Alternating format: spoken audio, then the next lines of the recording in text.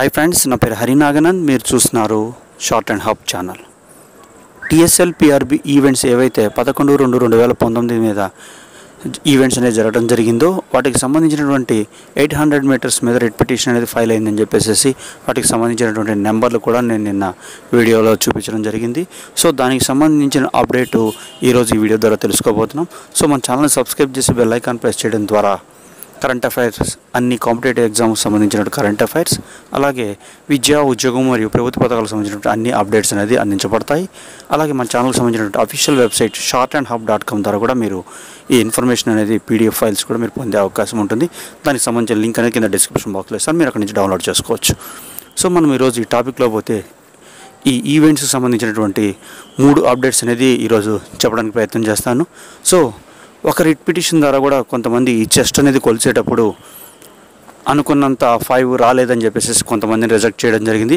So వాళ్ళకి సంబంధించి కూడా ఫేవర్ ఆర్డర్ రావడం జరిగింది. హైకోర్టు మరలా వాళ్ళకి ఆ మెజర్మెంట్స్ అవి తీసుకోమని చెప్పి ఆర్డర్ ఇవ్వడం జరిగింది. అలాగే ఎవరైతే ఈ ప్రెగ్నెంట్ ఉంటారో వాళ్ళు ఈవెంట్స్కి ఎవరైతే అటెండ్ కాలేకపోయారో వాళ్ళకి మెయిన్ ఎగ్జామ్ అయిపోయిన తర్వాత 1 మంత్ తర్వాత కూడా వాళ్ళకి ఎవరైనా సరే పార్టిసిపేట్ చేయడానికి వస్తే వాళ్ళకి అనుమతి ఇవ్వాలి అని చెప్పేసి దానికి సంబంధించిన ఆర్డర్ కూడా రావడం జరిగింది. సో వీటికి సంబంధించిన ఆర్డర్స్ అనేది నేను నా అఫీషియల్ వెబ్సైట్లో ప్లేస్ చేస్తాను, మీరు అక్కడి నుంచి డౌన్లోడ్ చేసుకోవచ్చు. సో అవి వచ్చినప్పుడు నేను ప్లేస్ చేస్తాను. సో మీరు కంటిన్యూస్గా మన వెబ్సైట్ విజిట్ చేయడం ద్వారా మీ ఆర్డర్ చూసే అవకాశం ఉంటుంది.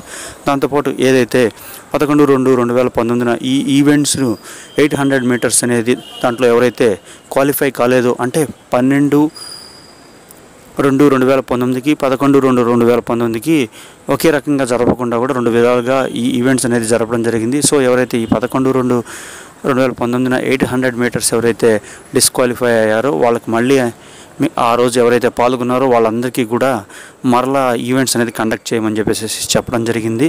సో ఎవరైతే అభ్యర్థులు ఆ రోజు కొత్తగా పెట్టిన సిస్టమ్ ప్రకారమో మిగతా కారణాల వల్ల డిస్క్వాలిఫై అయ్యామని చెప్పేసి ఈ వాదనలను వినిపించడం జరిగింది. సో వాళ్ళందరికీ సంబంధించినటువంటి ఈవెంట్స్ అనేది మళ్ళీ త్వరలో పెట్టమని చెప్పేసి కోర్టు ఆదేశించడం జరిగింది.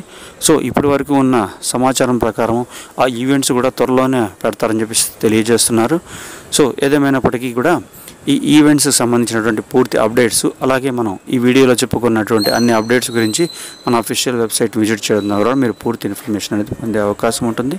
సో ఎవరైతే అభ్యర్థులు ఈ 11/2/2019 ఉన్నారో వాళ్ళందరికీ కూడా, ఎవరైతే డిస్క్వాలిఫై అయ్యారో వాళ్ళందరికీ మళ్ళీ ఈవెంట్స్ అనేవి కండక్ట్ చేస్తారని చెప్పేసి చెప్పడం జరుగుతుంది. సో మీరు అలాగే టీఎస్ఎల్ పిఆర్బి అఫీషియల్ వెబ్సైట్ని విజిట్ చేస్తూ ఉండండి, వీటికి సంబంధించినటువంటి అప్డేట్ కూడా వచ్చే అవకాశం ఉంది త్వరలో. So all the best. మన ఛానల్ని సబ్స్క్రైబ్ చేసి బెల్ ఐకాన్ ప్రెస్ చేయడం ద్వారా విద్య, ఉద్యోగం మరియు కరెంట్ అఫైర్స్ సంబంధించినటువంటి అన్ని అప్డేట్స్ అనేది పొందే అవకాశం ఉంటుంది. Thank you.